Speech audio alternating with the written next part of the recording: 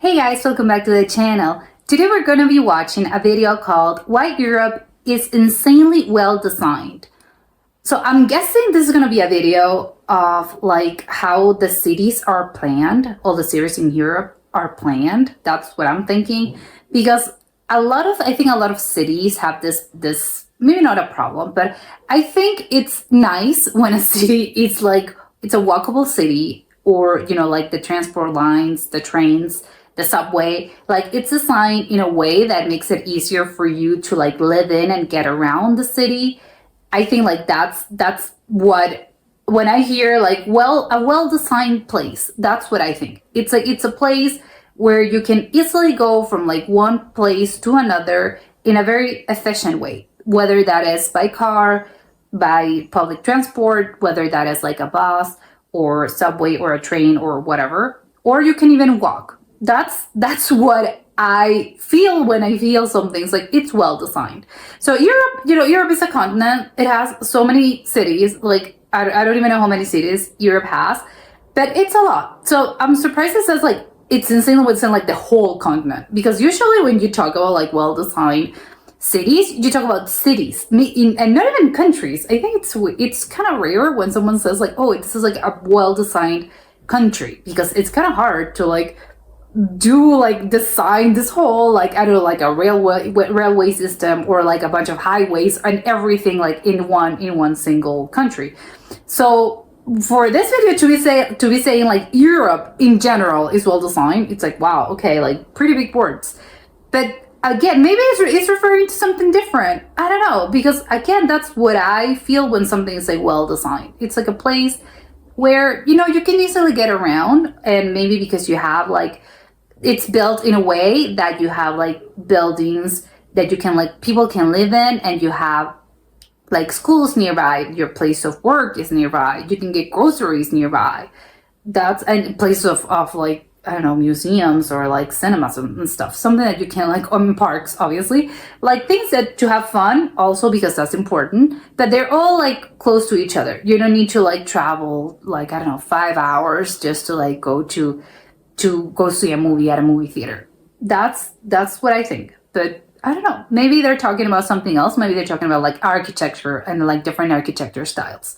So I don't know, let's check it out and comment, like, subscribe, and start. This is a map of Europe's mass transit railway system across 33 countries. It's railway systems. The yellow lines indicate the presence of a train line, and as you can see, it's very dense. There are hardly any spaces where there isn't any coverage for railways. Now, if we compare this to a map of railroad tracks in the US, it's a different story. While parts of the US have some good mass transit, there are large areas of the country which isn't covered by Amtrak, the nation's largest passenger railroad service. But let me show you another map, this time of high-speed rail in Europe. Now obviously, high-speed railways aren't going to be as common as regular speed railways, as they require excellent design, strict planning, and massive investment.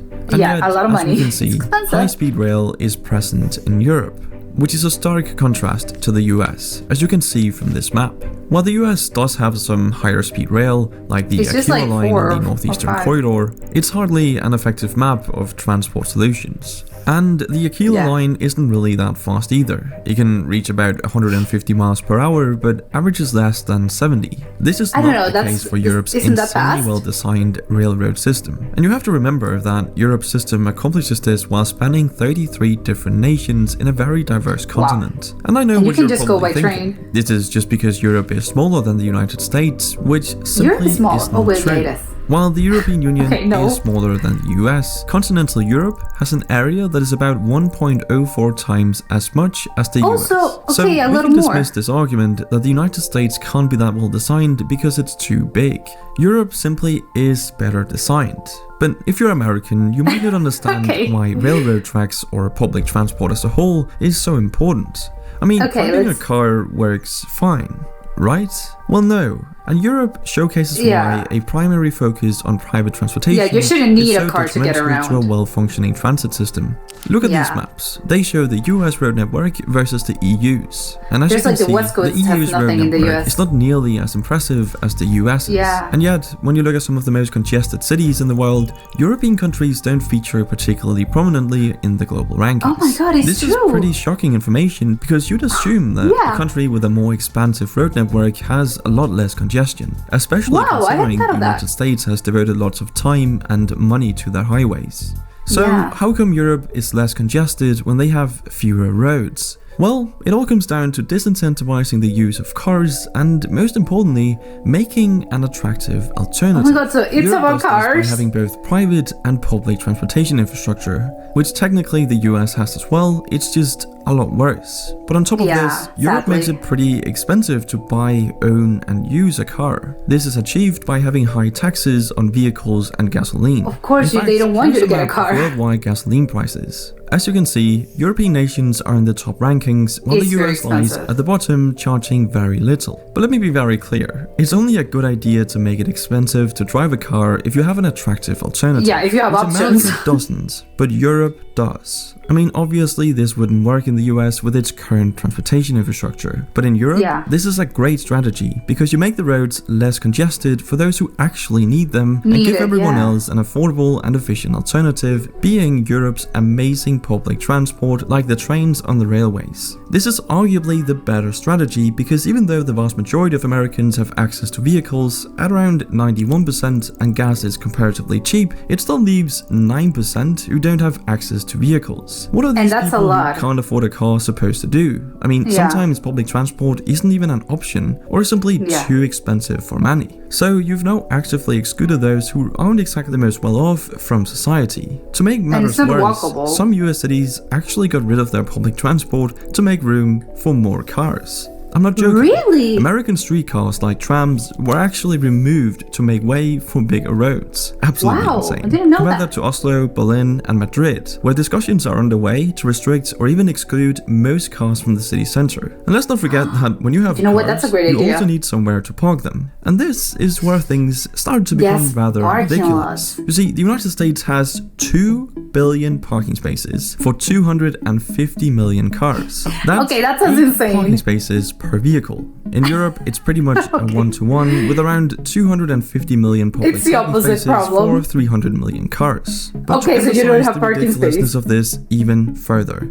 The area that the US dedicates for car parking is actually larger than the area dedicated for housing people. It's honestly unbelievable that people are being squeezed out of American cities due to regulators wanting to make more room for parking spaces. This simply wouldn't fly in the EU, as it has a whole policy dedicated to improving urban planning. They have the EU spent 115 billion euros between 2014 and 2020 to improve city design by making it smarter, greener, and more connected. Simply meaning they allocated funds to make their cities more efficient, more connected, and better for the environment. And better for the environment they really are.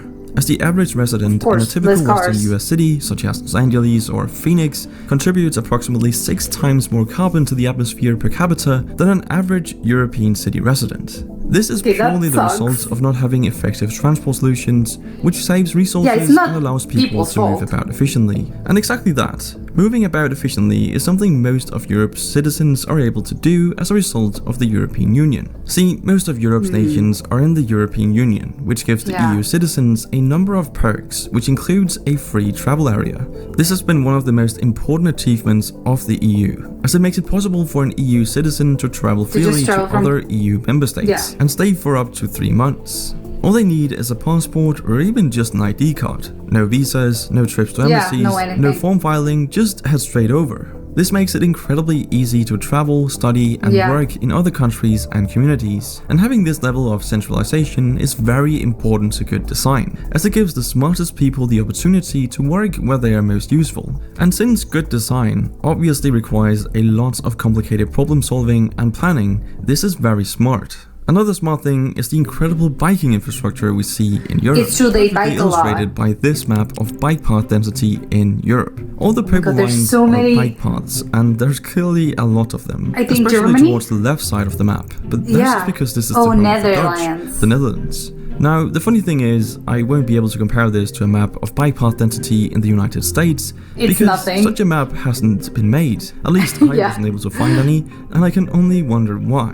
But anyway, what Europe and also the European Union has achieved is pretty remarkable, as it's hard to think of another set of such diverse countries where you would be able to travel so freely, in an efficient and inexpensive manner. I mean, you can literally get from Paris to Amsterdam, for example, in just 3 hours for around $30. Imagine being able to travel all over Asia without any border crossings, checks, or visas, and being able to stay for months at a time. Yeah, that's the dream. Amazing. And let's not forget that European design has always been distinctive and very successful. In fact, the continent's history of design and interconnectedness serves as a model for the rest of the world. But even though Europe and it's a very old continent, have amazing infrastructure, they obviously aren't perfect. And I'd love to hear some of the reasons it might not be, so leave a comment down below if you have some. Oh, he's not going to tell us. But that's it for this video. Thank you for watching, and I'll see you in the next one. I was gonna say, yeah, please tell me the bad things because everything sounds perfect. But yeah, I think he has a point. The number one thing I think it's like it makes a pretty big difference. It's, you know, for instance, like the bike thing. Obviously, like in Europe, everyone gets around on a bike. It's very easy. But it's the number one in the US. He says like, oh, there's no, like, you don't even have a map of like bikes and bike density. But it's because in the US, there's like a lot of highways. So it's like, okay, so what do you want me to do? I can't go around like in a highway on my bike. I don't think that's even, is that legal? I don't think that's legal. So I think it's obviously like an infrastructure problem, but I can see like how like the US can improve a little bit in that sense, because it's insane, you know, when you think about it like that. It's like they have so many highways. Like the US has invested like so many in highways and in parking lots, and everyone has to like have a car, which is true. Like if you see it like that, it's like it's very easy to own a car in the US compared to Europe. So on one hand, it's like, oh great, you know, like everyone can own a car. But it's like, yeah, but is it like the most efficient thing? Is it the better thing? Because owning a car is not always like better for the environment, and it's not always better for you. Like, even though obviously like who doesn't like driving is great, but if there's like a lot of traffic, it's like, well, it's not that great, right? So when you're thinking about driving, I think you're probably thinking of like, oh, you're like in a weekend getaway, and it's like a beautiful landscapes, and you're just like driving around in this highway that doesn't have anything. But that's not the case for a lot of people, because you have to, like in the US, because you have to like go to work on your normal day-to-day life, and it's like bumper to bumper traffic, and it's like a lot of cars, because everyone can own a car. So if you make it easy, everyone's gonna own one, and it's gonna be a disaster. So in that sense, I think the US should definitely like improve. Obviously, public transportation, like make it better. It's kind of ridiculous, I think, the US, because it has. Also, I think the problem, and I think maybe that's the video doesn't really get a run to it, but I think that's probably one of the main problems, is that yes, even though Europe is slightly bigger than the US, I think the problem is that, well, America and the United States is just like one country, because even though the European countries have the European Union, and like you said, it's very easy to move around from one country to another. You can just like cross the border without your passport, just with your ID. It's still like it's a different country, and they just like united the whole thing. But they're all like very close to each other. I think the cities, I don't know how to explain it, but it's closer. In the US, I think you have like long distances and long stretches of just like there's nothing around here. Like there's no houses, there's no like big cities. So I think like that's the problem. Like I really didn't even know like how you would solve it, because like he said, it's true. Like Europe is like, it's designed in such a like incredible way that that allows for this kind of thing to happen. But in the US, like you really can't, because even though if you like try to improve like the bike situation, and you like you make it harder to get cars, it's like, no, that's going to cause like a huge issue. You have to like either make it easier for bikes to get around. You have to like build actual like walkable places, walkable cities where you could just like walk around town and you don't need a car, or improve the public transport. But I think in places it's just impossible, because the distances are so long because it's just like the city is just designed like that is just like very hard. So I don't know, it's a problem. So I'm like, I don't know what I would do, but also it's not like anyone's fault. It's not the fault of like the citizens. It's just like the fault of like how the cities are made, and how like I don't know, like how you would have to like get around to like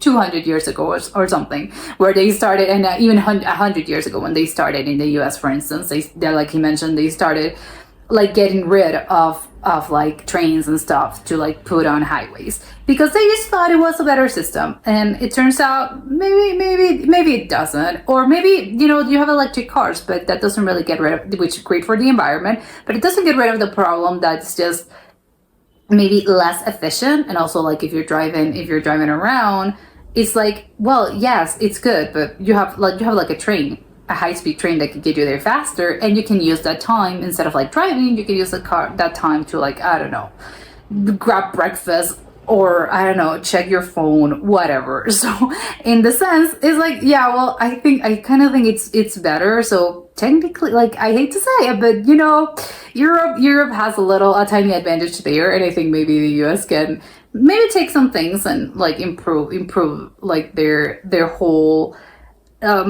sort of railway and transport situation. But it is kind of great if you think about it like this, like how incredible it is that Europe has achieved this, you know. And I know obviously part of it is just because it's such an old continent, but it's incredible that the European Union and all of this makes this kind of things possible, because, you know, it's kind of, again, sounds kind of perfect. It's funny that he was just like, well, sounds perfect, but it isn't. Like, let me know. It's like, well, yeah, please, you let me know, because everything sounds like, yes, yeah, I mean, I want to move there. Yeah, perfect. Like, where do I sign? Everything sounds perfect, which obviously I know it isn't, but you know, it makes it sound like incredible.